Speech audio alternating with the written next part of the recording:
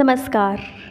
स्वागत है आपका सस्पेंस और थ्रिलर से भरी प्रेम कहानी इनकार से इकरार तक के अगले भाग में।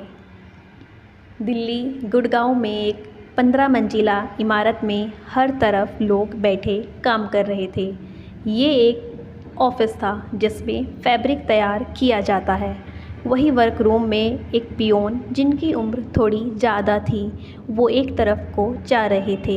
उन्होंने ध्यान नहीं दिया और वहीं बिखरे हुए पानी के ऊपर उनका पैर फिसल गया, लेकिन वो गिरते उससे पहले ही आकर किसी ने उनके हाथ को थाम लिया और उन्हें गिरने से बचा लिया। जैसे ही उन्होंने अपने आप को बचाने वाले को धन्यवाद देते हुए कहा, आपका बहुत बहुत शुक्रिया मैडम।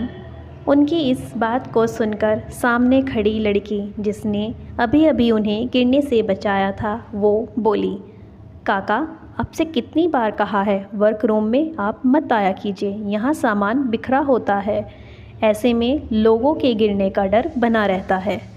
उसकी इस बात को सुनकर वो काका कहते हैं, वो मैडम मुझे यादव जी ने भेजा था और उन्होंने कहा था कि चेक करना कि जो माल राधे टेक्सटाइल में जाने वाला है उसको चेक करने के लिए। उनकी इस बात को सुनकर उसने कहा, अच्छा ठीक है, आप यहाँ से जाइए और हाँ दोबारा इधर मत आइएगा, मैं देख लूँगी यहाँ। उसकी इस बात को सुनकर उन्होंने हाँ में सिर हिला दिया और वहाँ से चले गए। वहीं बाकी लोग भी खड़े उस लड़की को देख और सुन रहे थे। सब उसे रिस्पेक्ट की नज़रों से देख रहे थे। उन्हें ऐसे देखते देख कर लड़की वहाँ से बिना कुछ बोले आगे बढ़ गई और एक कमरे की तरफ चली गई। उस कमरे में फैब्रिक को कलर करने का काम हो रहा था। ये देखकर वो वहाँ के काम को देखने लगी। कुछ देर तक ये सब देखने के बाद वो वहाँ से दूसरे तरफ को निकल गई जहाँ पर बुनाई का काम हो रहा था। ये देखकर वो वहाँ खड़ी होकर इंस्ट्रक्शन देने लगी। कुछ देर बाद बोली, आप लोगों को जल्दी जल्दी इस काम को आगे बढ़ाना है क्योंकि हमारे पास अब कुछ ही समय रह गया है डेडलाइन पूरा होने में। उसकी इस बात को सुनकर वहाँ काम कर रहे एक वर्कर कहते हैं, मैडम आप चिंता मत कीजिए, हम इस काम को टाइम से कंप्लीट कर देंगे। उसकी इस बात को सुनकर वो लड़की हल्के से मुस्कुरा देती है और वहाँ से एक तरफ को बढ़ जाती है। आइए मिलते हैं इस लड़की से जिसकी उसके स्टाफ इतनी रिस्पेक्ट करते हैं। ये लड़की है गौरवी रॉय। अपने पापा की लाडली है, इसलिए जब उसके पापा की तबीयत ख़राब हो गई तो पापा को घर पर आराम करने का कहकर खुद ही उनके बिजनेस को चलाने लगी और इतनी शार्प माइंडेड कि बिजनेस को बहुत ही अच्छे से हैंडल किया और आज टेक्सटाइल बिजनेस में एक नाम है इनका। कई सारे नए वैरायटी को लॉन्च किया और हर एक वैरायटी बहुत ही सक्सेसफुल रहा। टेक्सटाइल इंडस्ट्री में इनका अपना एक नाम है और न सिर्फ काम से बल्कि अपने लुक्स की वजह से भी हमेशा चर्चा में रहती है।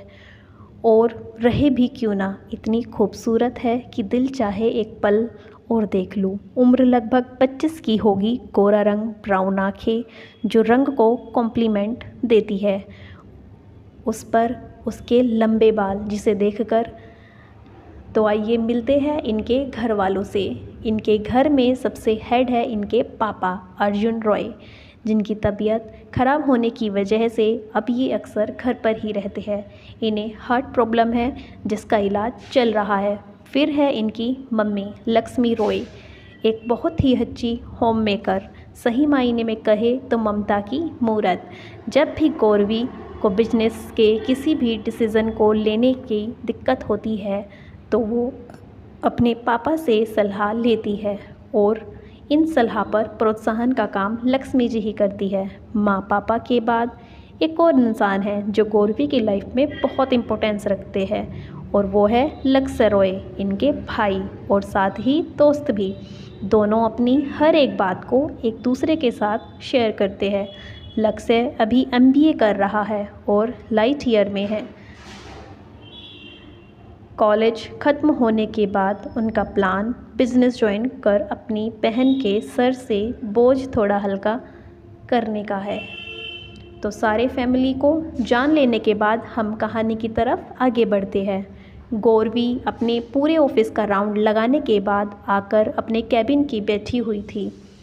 ये उसका हर दिन का था। हर दिन में वो कम से कम एक बार पूरे ऑफिस का राउंड लगाती थी ताकि वो खुद से सारे काम का सुपरविज़न कर सके।